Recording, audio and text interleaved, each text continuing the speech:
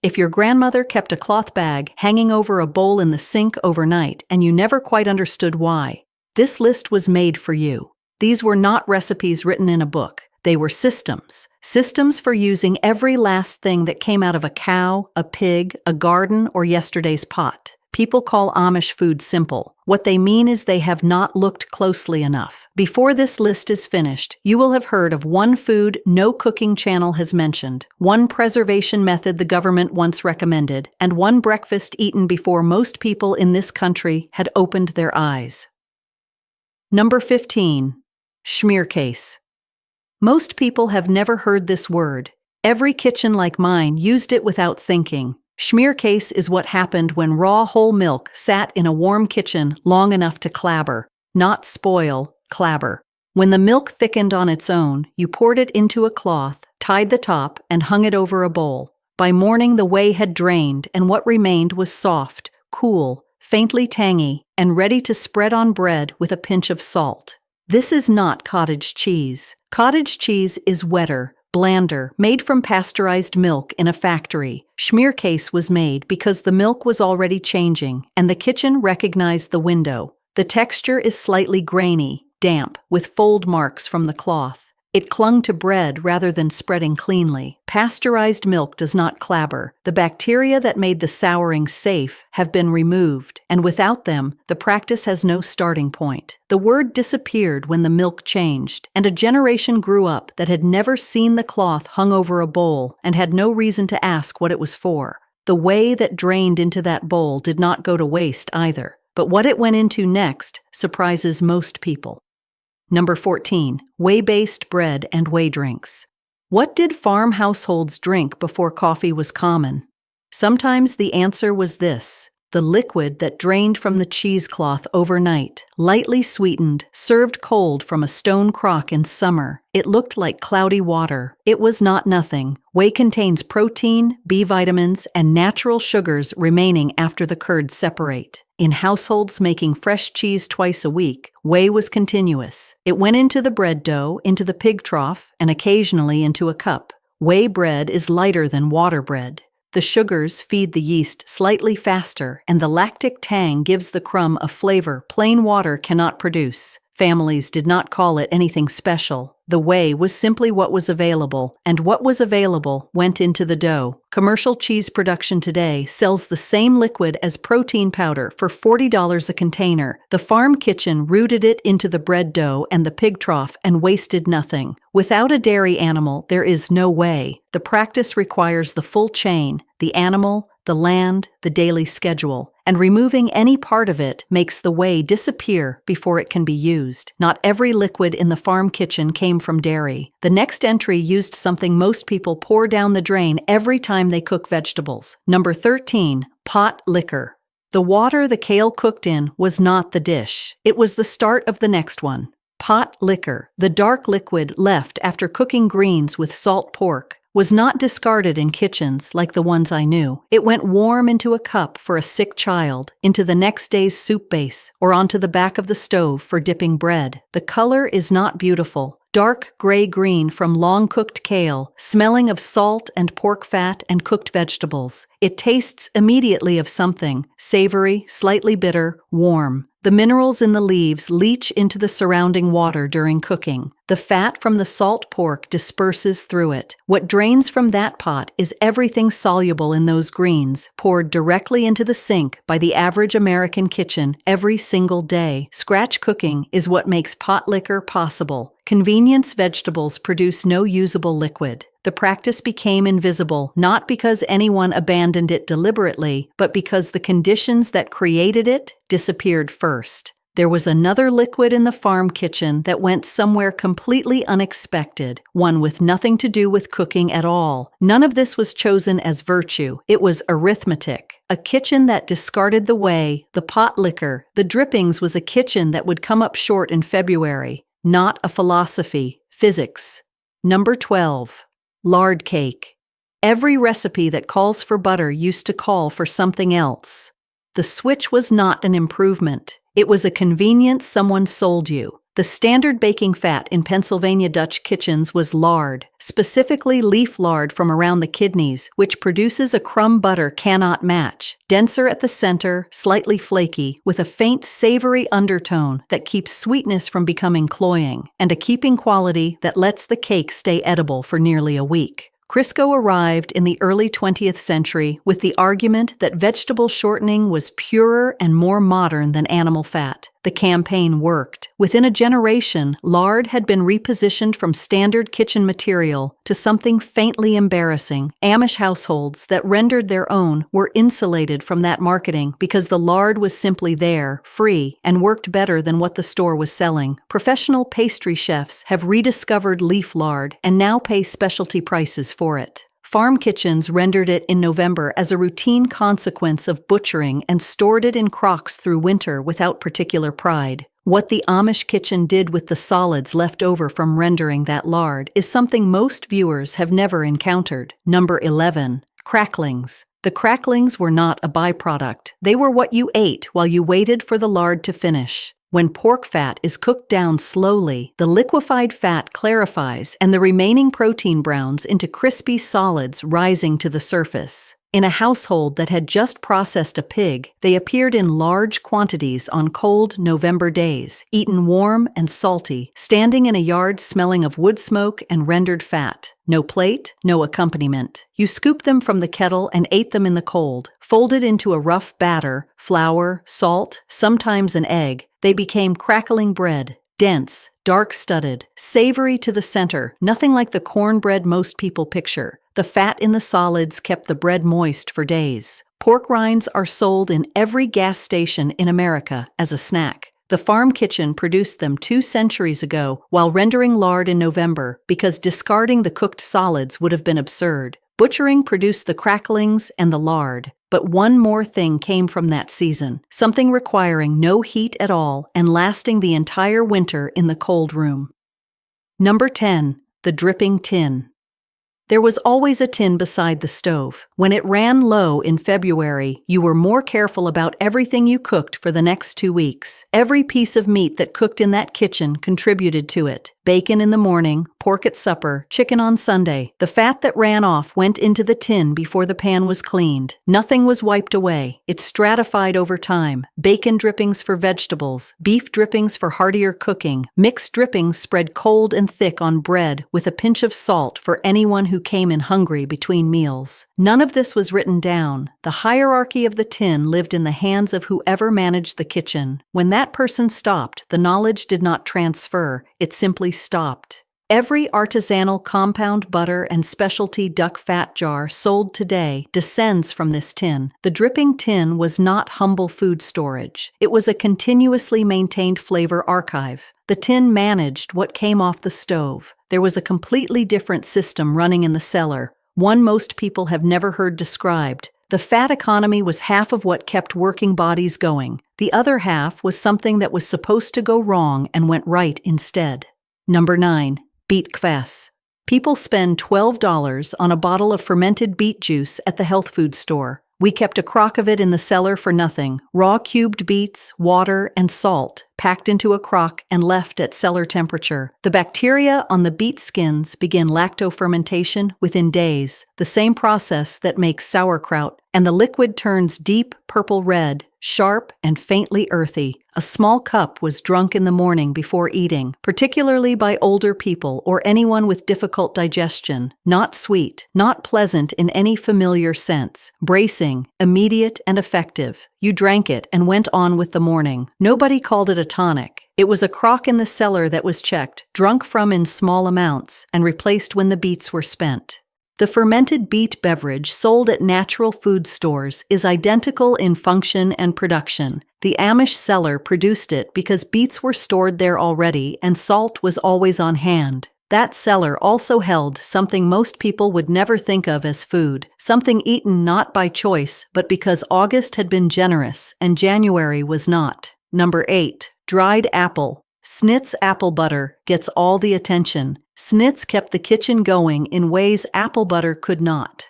Snits, Pennsylvania Dutch for dried apple slices, were cut in late summer and dried on wooden racks until leathery and concentrated. Stored in cloth bags through winter, they were eaten dry by children, reconstituted in warm water for pies when fresh fruit was months gone, or braised with pork shoulder and dumplings in snits and quenap. Dry snits taste almost caramel-like. The drying concentrates the sugar far beyond what the fresh apple held. In snits and quenap, the fruit acid works slowly into the pork, while the fat saturates the apple braising liquid, and dumplings dropped in at the end absorb everything around them. It sounds strange. It is not strange once you taste it. The apple schnitzing, a community gathering to peel and dry together across a long afternoon, was social labor. When year-round apple availability made the drying unnecessary, the gathering lost its reason. Something else was dried in these kitchens that most people have never thought to dry, something hanging in the kitchen itself, visible from every corner of the room on meal days. Number 7. Dried noodles, hung on a broomstick.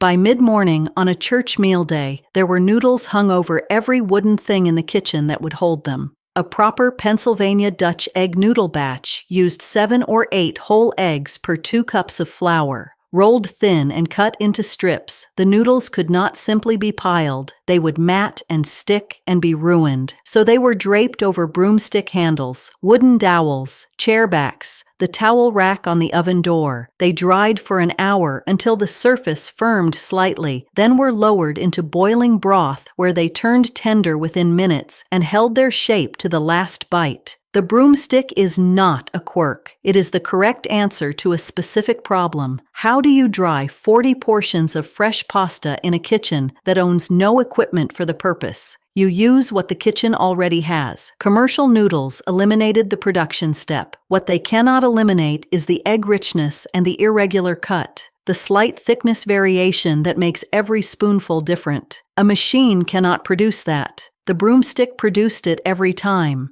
Something else hung in these kitchens, not cut to dry, but kept alive, fed on a schedule because it was older than the house. The techniques were what these women left behind. What follows is about what those techniques meant to the people who performed them and what happened when no one took them up.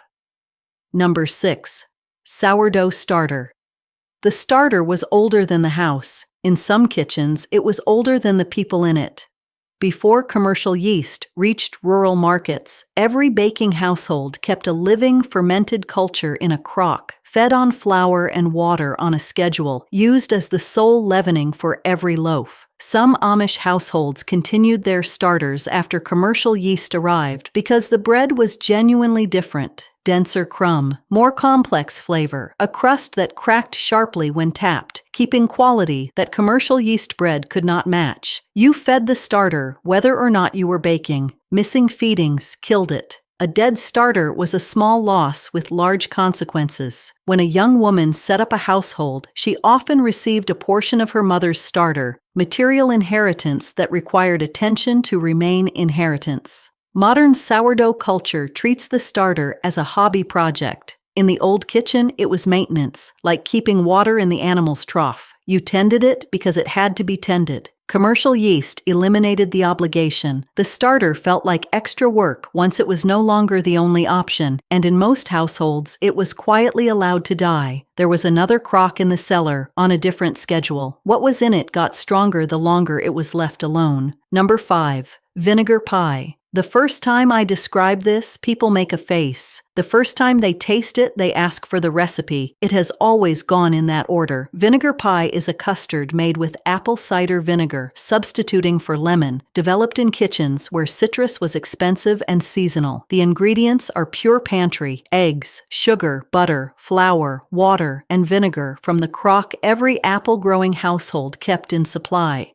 Baked in a pie shell, they produce a pale yellow custard, slightly wobbly, tart, and sweet, reading as citrus without containing any. That is the twist. People taste vinegar pie and say it tastes like lemon. It contains no lemon. Acetic acid triggers the same palate response as citric acid, the same tartness against sweetness. The substitution worked not as a compromise, but as a chemical equivalent. When lemons became year-round grocery items, the reason to make vinegar pie dissolved. The recipe stopped being passed on because the problem it solved no longer existed. The next dish solved a different scarcity, one most modern viewers have never experienced. Number 4. Sapon.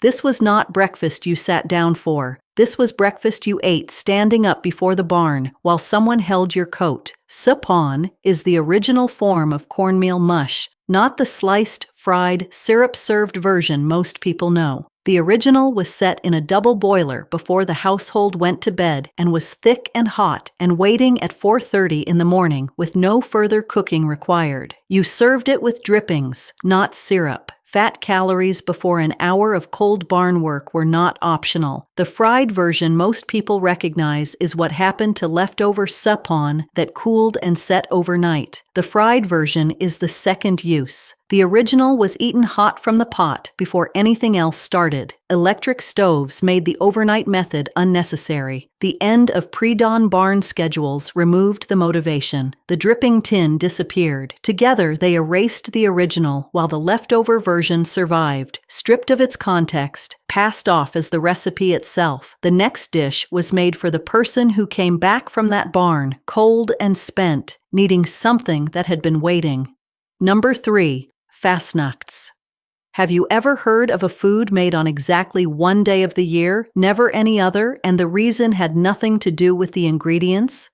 Fastnack Day falls on Shrove Tuesday. In Pennsylvania, Dutch communities, it is the day for making fastnacks, square yeast donuts from a potato dough, fried in deep lard, eaten the same morning. The purpose was specific. The lard stored since November. Butchering was deliberately used up before Lent. The dough took the remaining lard. The frying finished it. Mashed potato worked into the dough keeps the interior tender as the outside crisps. Fastnacks are not as sweet as a modern donut. The lard gives the crust a cleaner crack. A specific sound when you bite through that oil-fried dough simply does not make. Eaten hot, with powdered sugar or molasses or nothing, they are extraordinary. Most people do not know. Fastnacks have never been round. The Pennsylvania Dutch version was always square or diamond. It predates the round shape most people assume is universal. When the Lenten calendar weakened and commercial donuts became available every day, the Fastnack lost both its reason and its occasion. In communities that still observe the day, the square is still the square.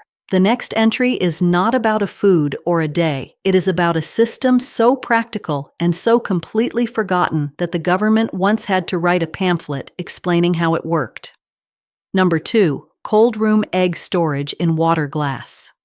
In May, when the hens were laying more than the kitchen could use, we did not eat them all. We put them in the crock. In January, they were still there. Water glass, sodium silicate dissolved in water, seals the microscopic pores of a fresh eggshell when an unwashed egg is lowered into it, blocking oxygen and bacteria. An egg stored this way in a cold room remains viable for 4 to 8 months. The yolk loosens slightly over time. The egg does not fry well after long storage, but for baking and boiling it functions fully. The logic was absolute. Hens lay heavily in spring and stop in winter. Without storage, a household had eggs in June and none in December. The water glass crock routed May's surplus directly into January's kitchen. This was not folk medicine. The USDA recommended water glass preservation in its household management guides through the 1940s. Standard American farm practice, professionally documented, forgotten within 1 generation of refrigeration. The knowledge did not transfer to cookbooks because it was not a recipe. It was infrastructure, cold room, crocks, solution, unwashed eggs, seasonal timing, and when the infrastructure disappeared, the knowledge went with it. Everything on this list has been a food, a system, a method. What comes next is the practice underneath all of them. When it stopped being passed down, it did not disappear gradually. It disappeared one Tuesday at a time. Number 1. The household bread schedule. We did not make bread when we wanted fresh bread. We made bread on Tuesday, and Tuesday came whether we were ready or not. The baking day was not a recipe. It was a weekly commitment that organized everything else around itself. A household of 10 or 12 people needed 12 to 16 loaves on the assigned day, mixed in bowls you could barely lift when full, baked in a wood or coal oven read by feel, how long the fire had been burning, how a pinch of flour browned inside, how the heat sat across the rack. No dial, no timer. The knowledge lived in the hands and accumulated over years of standing beside someone who already had it. Fresh bread on day 1 was eaten warm. By day 2, the crust had firmed. By day 4, it was used for dipping or soaking. By day 6, it was cubed for pudding or crumbled for dressing. The staling was not a problem. It was the plan. The week was calibrated, so the last bread ran out the day before the next baking day arrived. Running out on time was confirmation that the calculation had been correct. The schedule was invisible when it worked. It was noticed only when it broke. When someone missed Tuesday and the bread ran out on Thursday, that failure was remembered. When commercial bread became available, daughters made a different calculation. The baking took a full day. The store took no time. The decision made sense every time it was made, in every household where it was made. And each time, the schedule stopped entirely, not gradually. You cannot half maintain a weekly baking system. Either the household bakes on Tuesday, or it does not. The skills embedded in that schedule had nowhere to go when it ended. They required the full system to make sense, and the full system was gone. What remained was the smell. Everyone who grew up in a household that kept the baking day carries it. Bread on a specific morning, every week. Not because anyone decided it would smell nice, but because the schedule had arrived and the kitchen was doing what the schedule required. If there is a smell in your mother's or grandmother's house that told you a specific day had come, not a holiday, just a regular day that always smelled the same, leave it in the comments. We think you already know what this list has really been about. Not the bread, the Tuesday.